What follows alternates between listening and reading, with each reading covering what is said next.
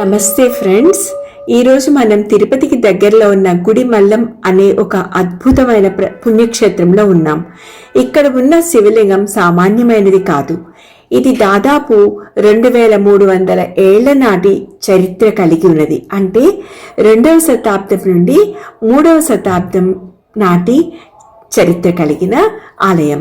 ప్రపంచంలోనే శివుడు మానవ రూపంలో లింగంపై చెక్కబడి ఉన్న ఏకైక క్షేత్రం ఇది.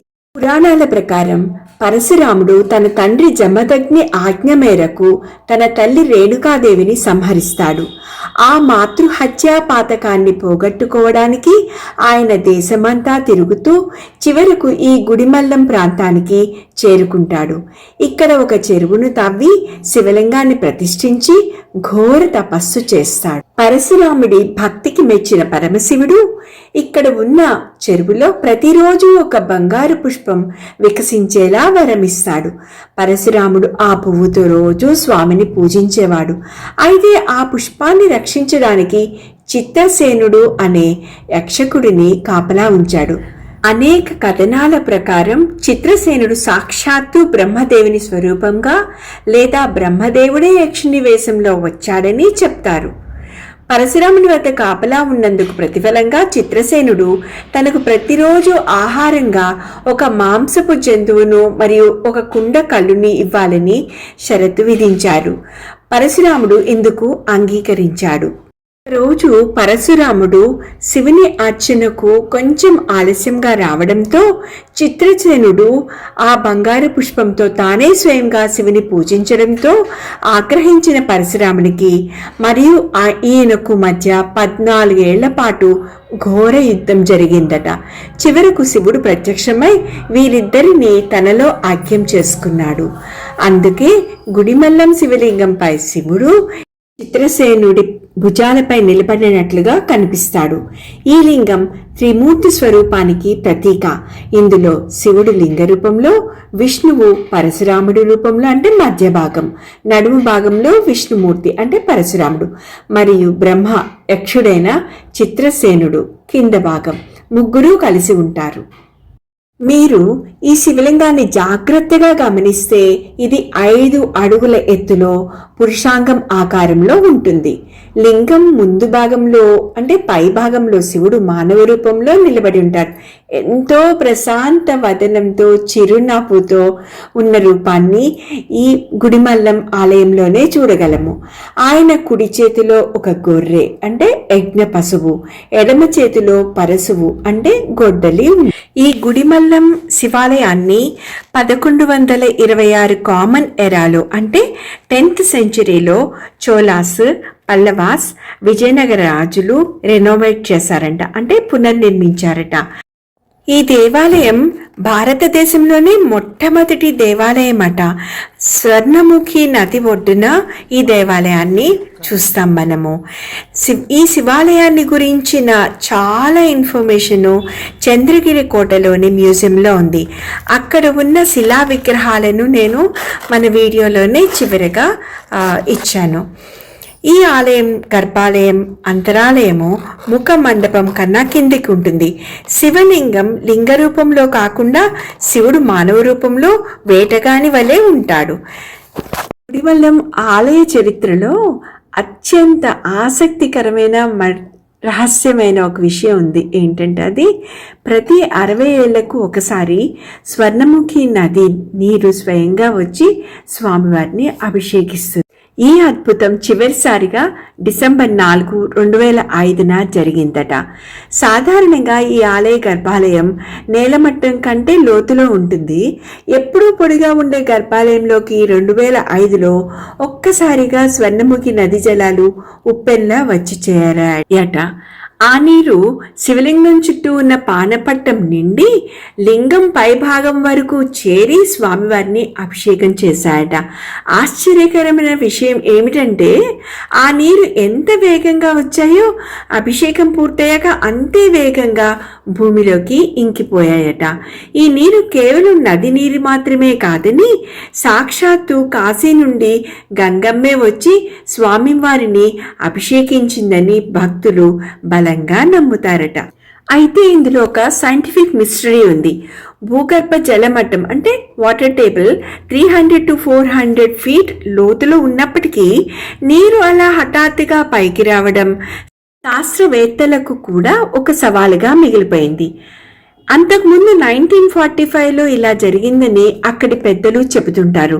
మళ్ళీ ఈ అద్భుతం 2065లో జరుగుతుందని అంచనా. చుట్టుపక్కల ప్రాంతాలకు ఎలాంటి వరద ముప్పు లేకపోయినా కేవలం గర్భాలయంలోకి మాత్రమే నీరు రావడం ఇక్కడ దైవశక్తికి నిదర్శనంగా చెప్తారు. ఇప్పుడు జల అభిషేకం గురించి తెలుసుకున్నాం కదా.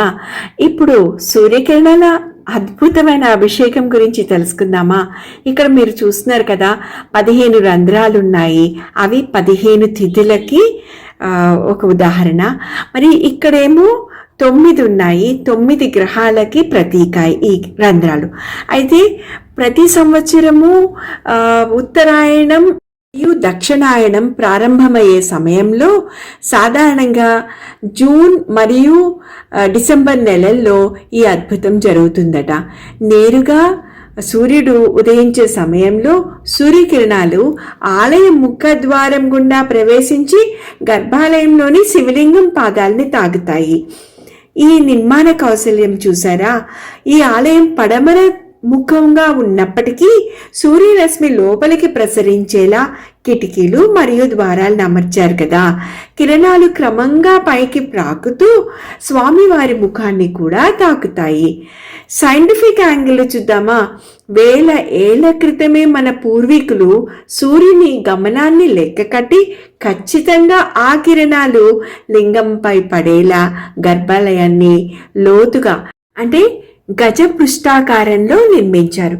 గజపృష్ఠాకారం అంటే ఇప్పుడు ఒక ఏనుగు పడుకుని ఉన్నప్పుడు మనం అబ్జర్వ్ చేస్తే ఎలా ఉంటుందో ఈ గుడి యొక్క గోపురాన్ని అదే ఆకారంలో నిర్మించారు.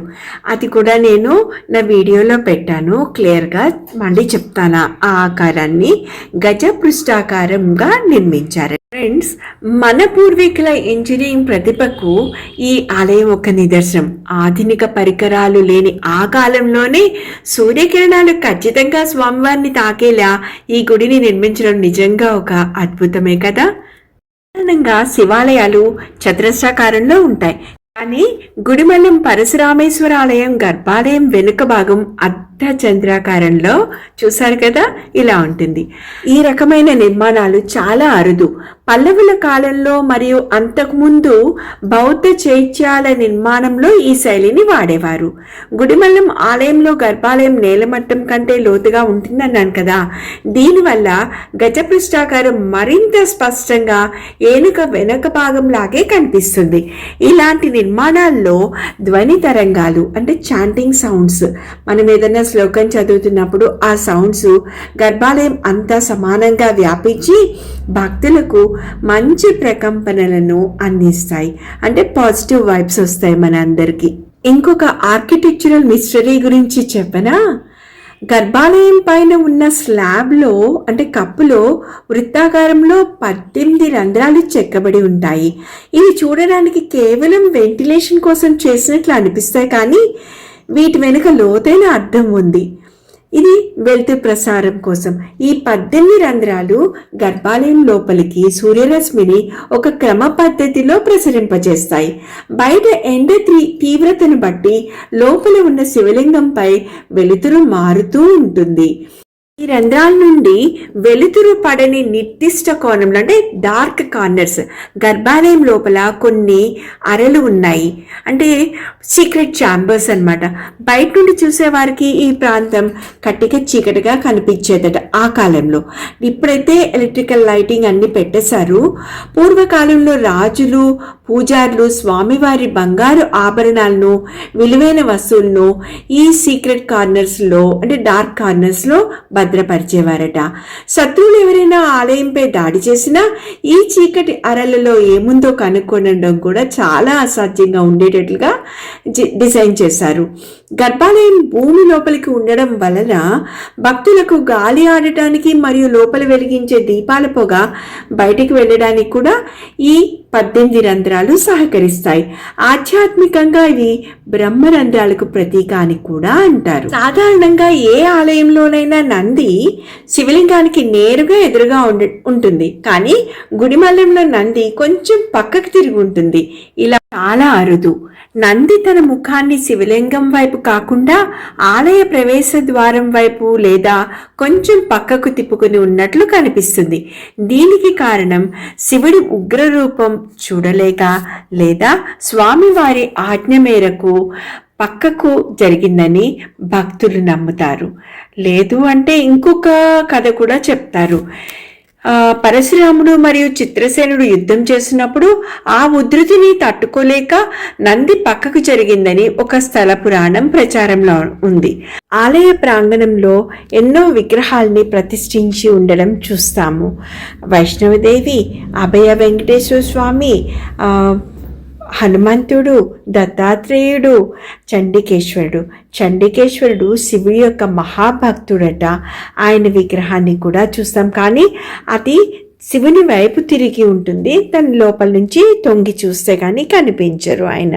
ప్రాంగణంలోనే బ్రహ్మసూత్రం కలిగిన శివలింగాన్ని కూడా చూస్తాము.